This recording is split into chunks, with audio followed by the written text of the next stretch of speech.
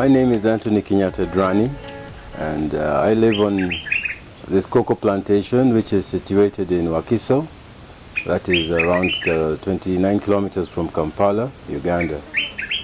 Trinitario and Forestario, those are the varieties of the cocoa that we cultivate here.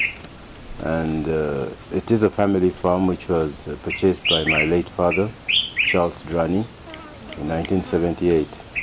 He had a dream of cocoa back then, and when he passed on, we took up that dream and we tried to transform it into a reality.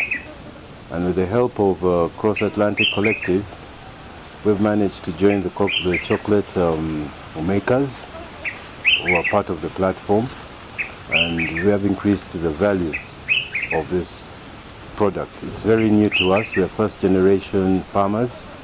We've never grown up in a farming family or studied agriculture, but we have the interest, and we have the land, and we have the knowledge, and part of the finances. So basically the challenges that we face on this farm, and one of the challenges, the biggest challenge is pests. Those are insect pests, the aphids, and then there are also ants of very many natures. We generally use organic chemicals, that's pesticides, fungicides, and also fertilizers, which are all of an organic nature. The cocoa produced here is 100% organic, and that is what we promote on this farm. It's our first main harvest, and the harvest actually takes 6 months. It's a 6 month from October right to March next year. This cocoa plantation has been intercropped with a variety of tree plants. That's Mosizi, that gives shade, and also creates a buffer against wind. We've got mother of cocoa, which provides nutrients into the soil. We also intercrop it with a variety of bananas. There's gonja, there's sweet bananas, there's finger bananas.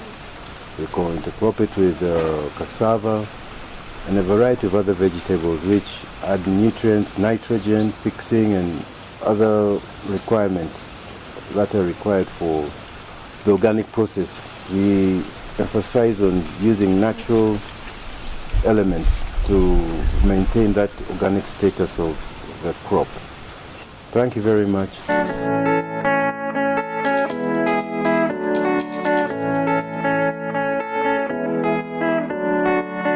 Hi everyone, my name is Emily Drani.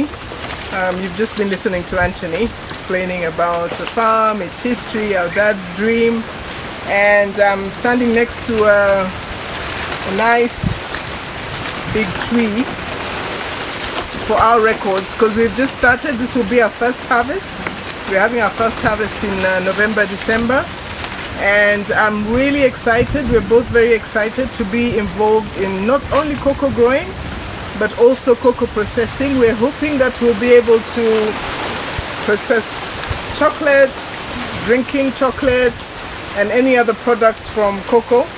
So far the pods have come out quite well, and we've been assisted with some technical training on how to manage the plantation, and it's our dream that we'll be able to provide chocolate and drinking chocolate for Ugandans. The everyday Ugandan should have access to cocoa in its different forms, and that is our dream, so that it should not be only food for the kings and gods, but it also should be food for the people who plant it. Our children and our generations to come should know that this is not a plant that is going to stay in the garden and be exported, but it's something that they can enjoy, they can experiment with, and they can create new tastes, new flavors, and new products from the cocoa that we're growing. Cocoa plants take about 70 years, at least that's what we've been told, and we are hoping that the generations to come will care for this garden and expand it and make sure that the original trees are looked after well, but we also have others, and we'll also try and interest the community to plant cocoa so that we have a good mass and we're able to provide for the wider Ugandan public. the cocoa pods that you see here, they're about 1 month to harvesting. So they're nice and big, but they're not yet ready. So that can tell you that this is a good tree. Not all the trees are like this. Some are really small, and we hope to encourage them to grow. But the one which I'm standing next to is a good one. And this is one of the trees that we would like to, the others to look like this. We'll try and work and make sure that all the trees come out nicely and have good fruit. So let's catch up in our next video.